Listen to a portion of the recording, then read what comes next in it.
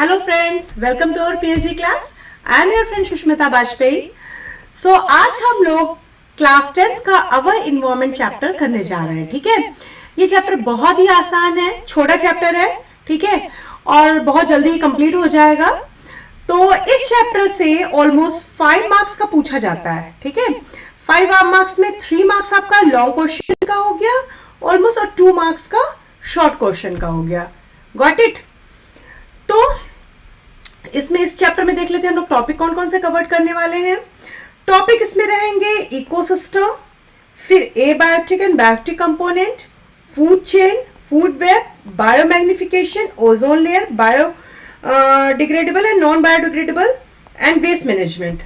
बेटा बोर्ड में ज्यादातर फूड चेन का जो 10% वाला लॉ है ना, वो पूछते हैं. ठीक है, फूड वेब, इससे भी क्वेश्चंस आते हैं, और बायो मैग्निफिकेशन, ये इंपॉर्टेंट है. ठीक है, बाकी ये भी पूछ सकते हैं what is an ecosystem. Got it. Ozone layer के डिप्लीशन पे भी क्वेश्चन बनता है ना. तो इस तरीके से इससे क्वेश्चंस बनेंगे बेटा. तो चलो हम लोग फटाफट इस चैप्टर को कंप्लीट करते हैं. सबसे पहले इन्वायरमेंट क्या होता है ये समझ लो बेटा.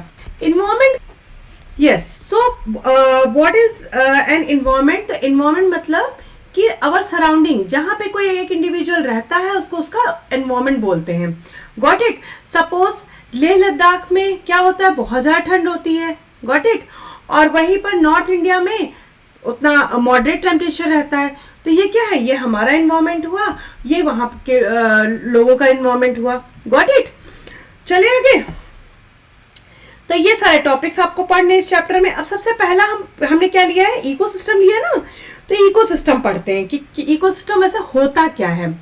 All the interacting organisms in area together with non living constituent of the environment form a ecosystem.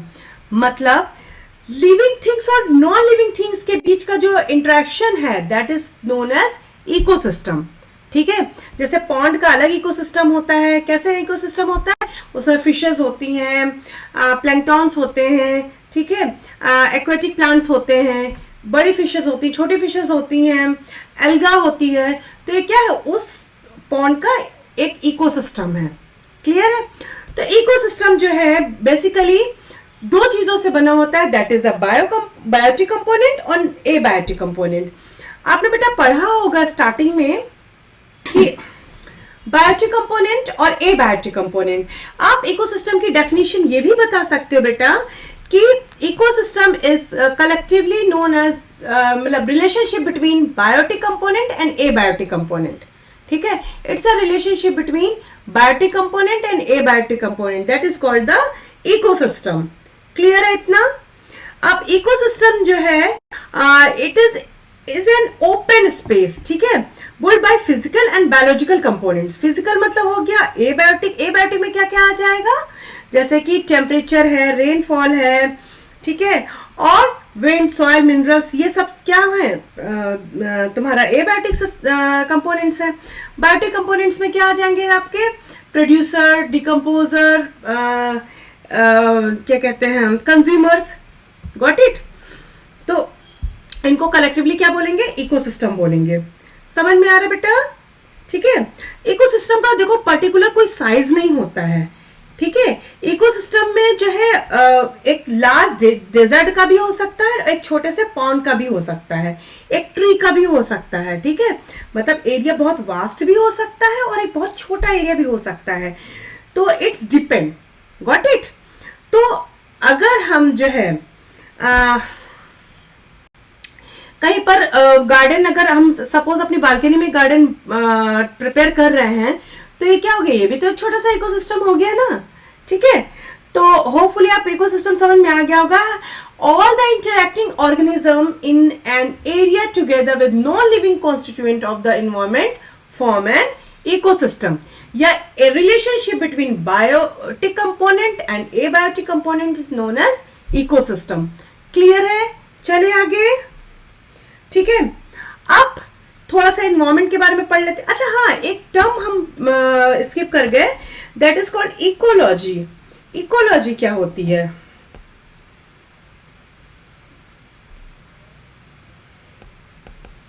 Ecology क्या होती है, ये स्किप हो गया। Ecology is the branch of science, ठीक है। इकोलॉजी क्या है, ब्रांच है साइंस की विच deals with the study of the interaction of living organism and their environment. यानी कि ये लिविंग ऑर्गेनिज्म है, इसका इसके इन्वायरमेंट से क्या रिलेशन है, ठीक है। इसको हम इसकी स्टडी हम किसके अंदर करेंगे, इकोलॉजी के अंदर करेंगे। क्लियर हुआ यहां तक, आगे चले।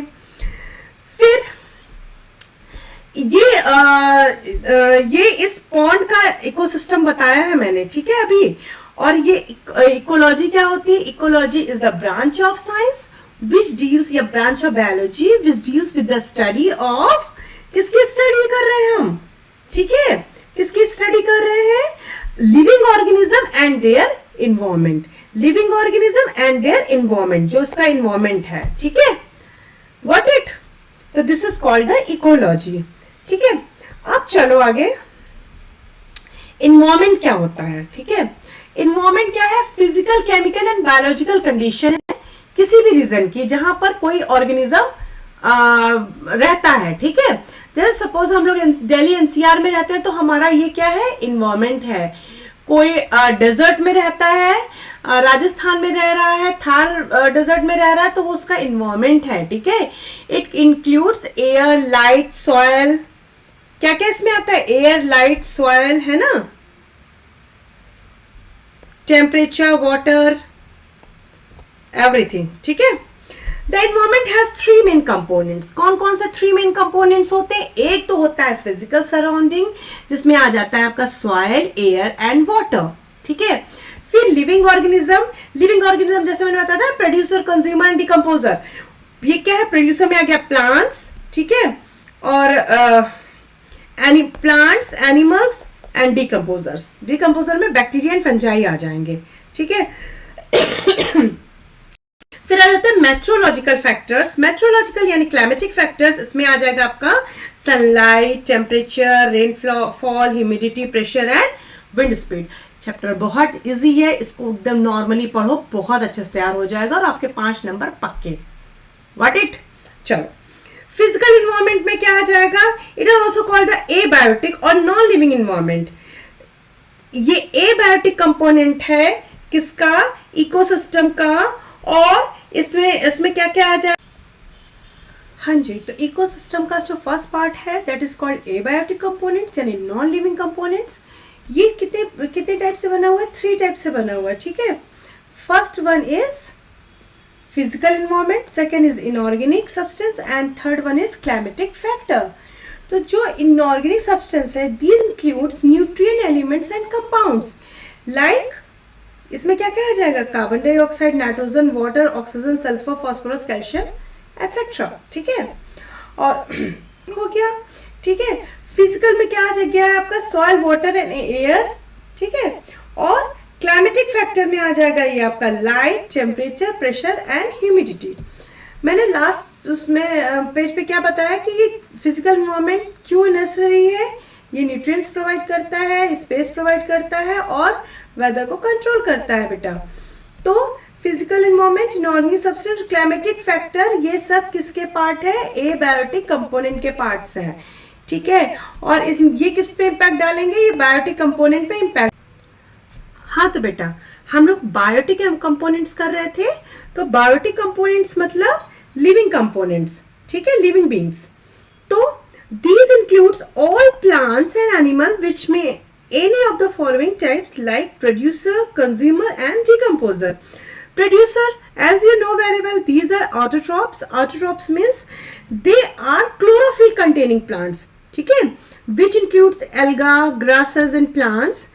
They convert solar energy यानी solar light photo energy into chemical energy by the process of photosynthesis. photosynthesis के process के through ये अपना food का formation करते हैं, ठीक है। photosynthesis is the source of food for majority of animal. Got it? तो these are autotrophs.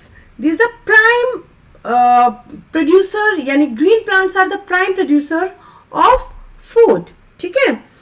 फिर आ जाता है आपका consumers, all the animals which depends on the other for food or called consumers. ठीक है. So those organisms which cannot synthesize their own food, consumers क्या है, they can't synthesize their own food, got it, but depends on other of the same, those who depends on the plants. ठीक है, like herbivores plants को खाते हैं. ठीक है, अब plants को कौन खा रहा है, जैसे सपोज गोट है, गोट किसको खा रही है, प्लांट्स को खा रही है, गोट को लॉइन खा रहा है. ठीक है, तो ये क्या हो गया, इनडायरेक्टली डिपेंड तो वो इस पे प्रोड्यूसर्स पे ही हुआ ना, लॉइन भी. तो इसीलिए इनको हेटेरोट्रॉप्स बोलते हैं बेटा. ठीक है, so those animals which depends on the herbivores for food are called carnivores, like lion, है ना. The carnivores can be predator और पैरासाइट, किसी भी तरीके के हो सकते हैं. ठीक है, so these are called consumers, consume कर रहे हैं फूड को, कहां से, प्रोड्यूसर से, यानी कि ग्रीन प्लांट से. आ जाता है लास्ट में decomposer. Certain bacteria and fungi which consume the dead remains of the other organisms are known as decomposer. ठीक है, they include mostly bacteria and fungi, you know very well, है ना. ये bacteria और फंजाई तो होते हैं हमारे इकोसिस्टम में. जनरली बैक्टीरिया जो है वो अटैक और act on the animal tissue and fungi on the plant tissue. ठीक है, they digest dead tissue and secretes by the secretion of enzymes.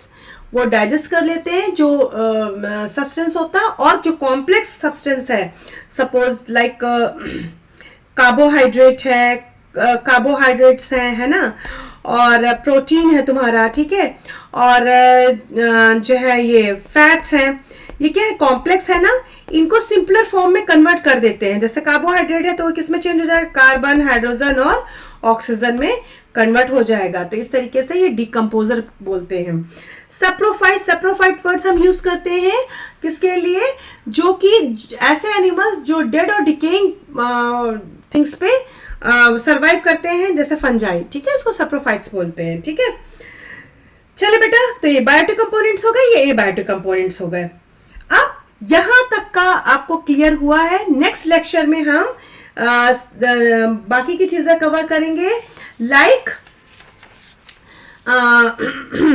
Biodegradable और नॉन बायोडिग्रेडेबल डिफरेंसेस वगैरह, ये सब देखेंगे.